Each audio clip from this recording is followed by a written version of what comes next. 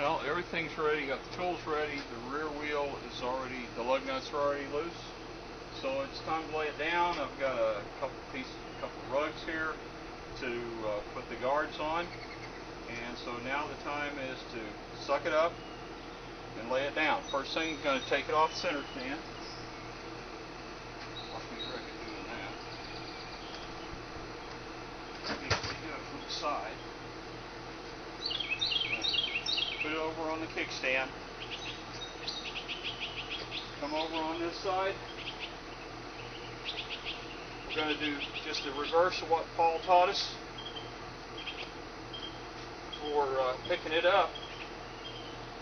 Put her butt on the seat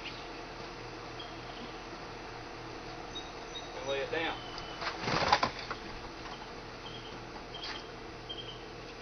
There it is.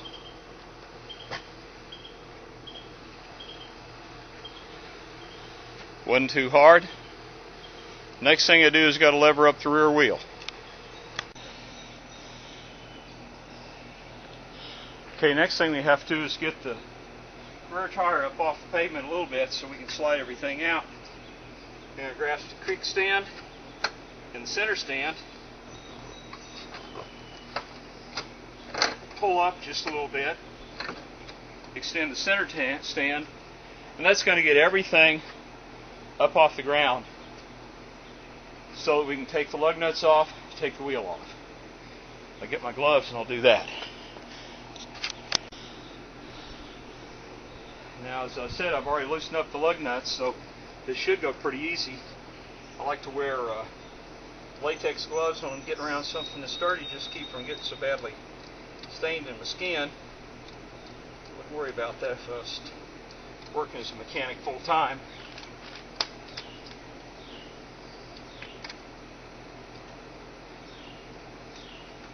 These are 19 millimeter. I'm using a deep well on it right now. I broke them free with a regular one with an extension, but I think I'm going to go back in with the deep well. Just seems to be a little more comfortable on them. I've got a 1/2 inch torque wrench over here, just a Harbor Freight 1/2 inch torque wrench, so I can torque them back. Once I get them all on and get it back upright, get somebody holding the brakes for me.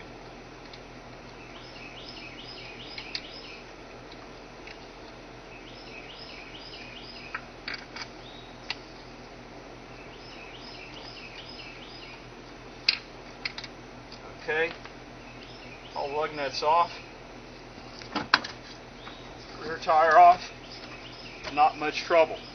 Of course, everybody's going to worry about how hard it is to go back on again and pick it back up. That's really no trouble. Take a quick look at everything in here. Make sure everything looks kosher. Disc looks normal. Studs look good. It's all pretty clean in here. The reason I'm changing out is I had a Shinko rear on and a Shinko front.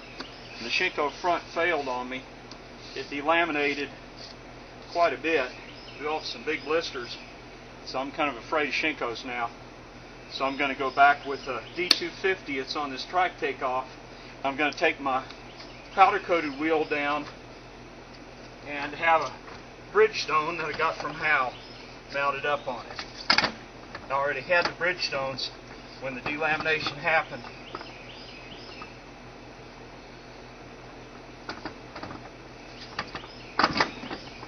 Okay.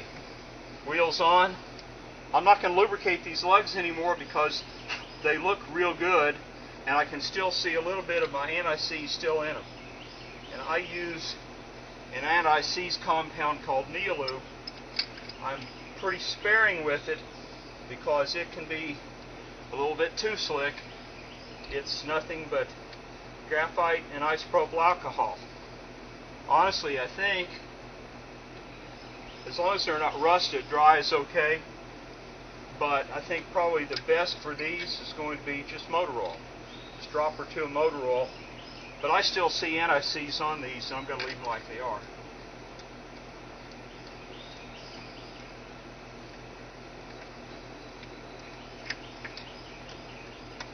Now, if you don't feel comfortable changing the tires on your car, for goodness sakes, don't change a motorcycle tire. But for the rear wheel on a Goldwing, if you don't mind changing the tires on your car or truck, this should be no problem for you.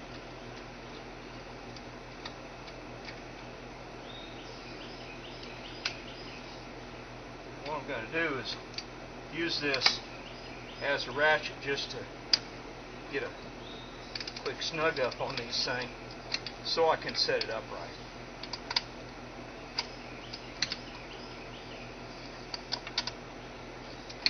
Obviously you wouldn't want to ride with it like this, but they're snugged up sufficiently to set it up right.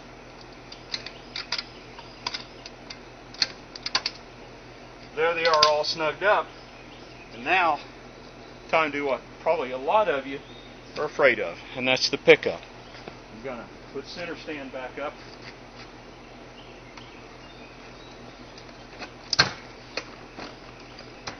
We're back on our wheels. I'll move the camera.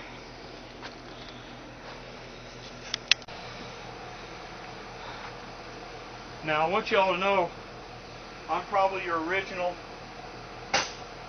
197-pound weakling, but I don't think I'm going to have any trouble at all picking this bike up. We'll see.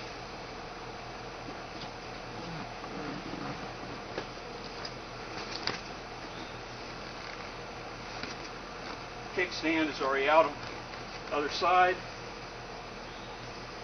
Looks like she leaked a little gas because I filled her up. She didn't leak much though.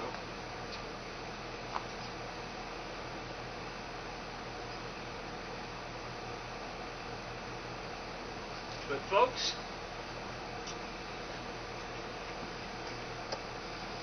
that's all there is to it.